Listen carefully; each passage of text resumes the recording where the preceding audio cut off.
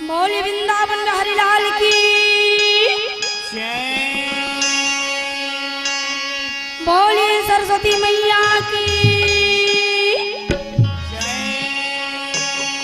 बोले मुरलीधर कन्हैया की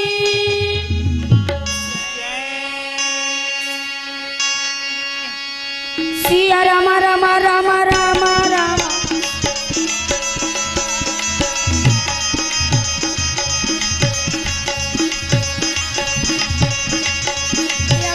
समय में ये बोला न लागे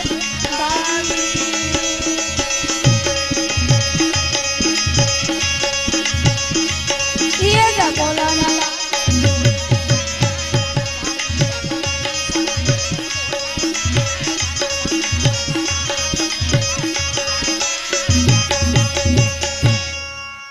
रागी भैया महामुनि भाई संपाइन जी राजा जन्मे जाए लकी से बेटा जन्मे जाए तो पुरखा पांडव कथा ला सुन ले।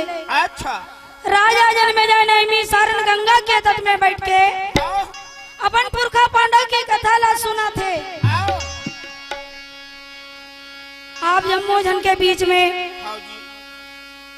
आज ग्राम साकर दहरा मोक्ष धाम के 52 भैया में राम स्वरूप पंडवानी पाल्टी ग्राम जोशी लमती वाले मन आए हन महतारी हो कोनो प्रकार ले गलती हो जाही ये मंडली से तो आप मन से आभारी हन राम स्वरूप पंडवानी पाल्टी संत मन बताई ध्यान से सुनते तेल काने की हिस रागी। अच्छा ध्यान से सुनते तेला काने की हिस और ध्यान से नहीं सुने तेला सांप के बीला के समान हरे की हिस। आओ दाई दीदी बहनी हो आप मन के बीच में गदा पर्व के करता पसंद बोला था रागी भैया 18 दिन के महाभारत लड़ाई में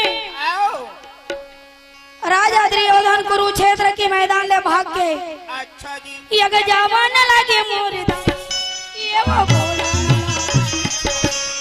ये अगर कहाँ न लगे मोर भैया ये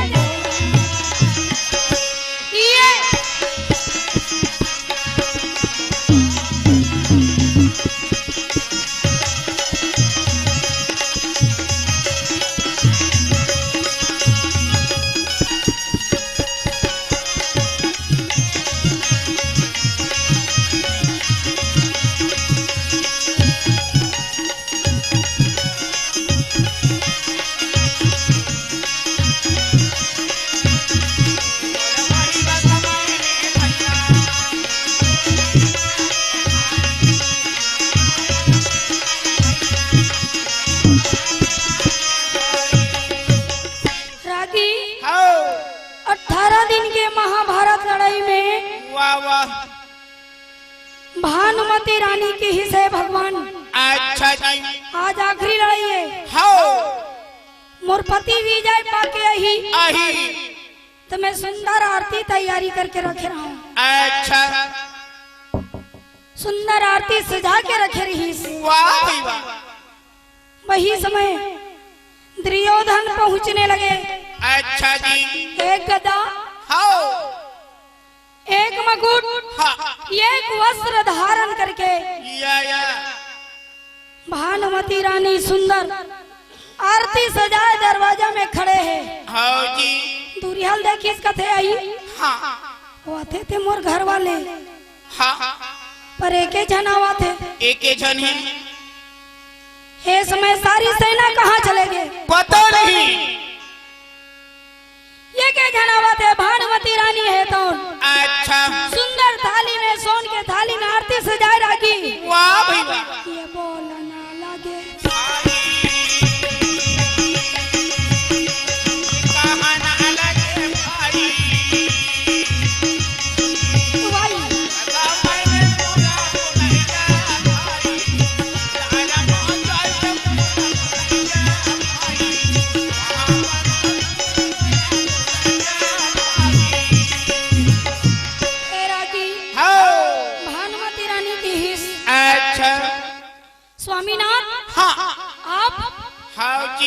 एके जना हो।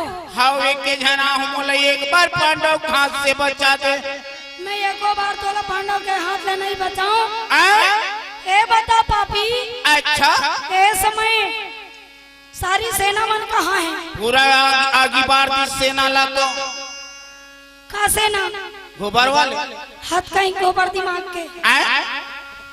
सेना वाले नहीं कहा तो कैसन का था? लड़ैया सेना लड़ैया। वाह ओहा पूरा मर गए। बेटा लक्ष्मण कुमार कहाँ है? वहू ये दुनिया में नहीं है। ते भी चुल्लू भर पानी में डूब के मर जाना रीस तोला। ए भानुमती एक बार मोल पांडव के हाथ से बचा दे। मैं तोला एको बार पांडव के हाथ में नहीं बचाऊं दुश्मन। ईमान से कहा तो वो भानुमती एक बार मोल पांडव के हाथ से बचा दे। तोर हाथ जोड़ो तोर पांव पर आओ। तो यहाँ से चले जा।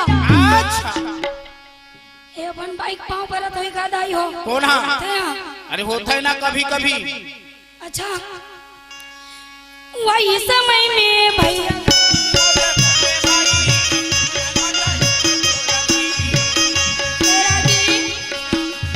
भानुमती रानी कहे पापी तोला चुल्लू भर पानी में डूब के मर जाना रहीस के कबर आए हो बे। भानुमती रानी कहे चले जाए यहाँ में भेजने लगी दाई हो।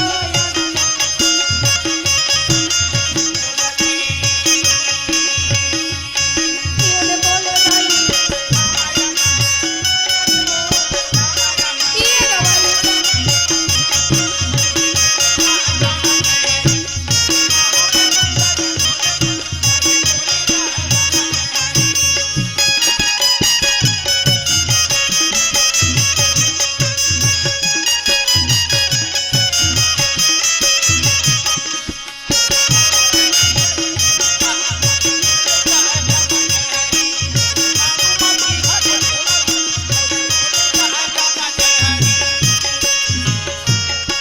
ए दुश्मन हाँ ते यहाँ से चले जा। एक बार मोल पांडव के हाथ से बचा दे भानुमती। मैं एको बार नहीं बचाऊं। अच्छा जा तोर पिता के पास में ही तो रक्षा करी। वाह भाई वाह। पिता के पास में घिस अच्छा पिता के प्रणाम करिस। पिताजी पाँव परत हो। कौन दुर्योधन? दुर्योधन हरो पिताजी। अच्छा जी मोला एक बार पांडव के हाथ ले बचा दे। वाह भाई वाह। धृष्टराज कहे दुर्योधन आ? लाख बार समझा लेकिन मोर कहना नहीं माने बेटा। नहीं माने। आज ते भी मर जा रहे तेरे चुल्लू भर पानी में। जय हो। ये का बोला न लगे मोर दाई। ये का वही समय में मोर भैया। ये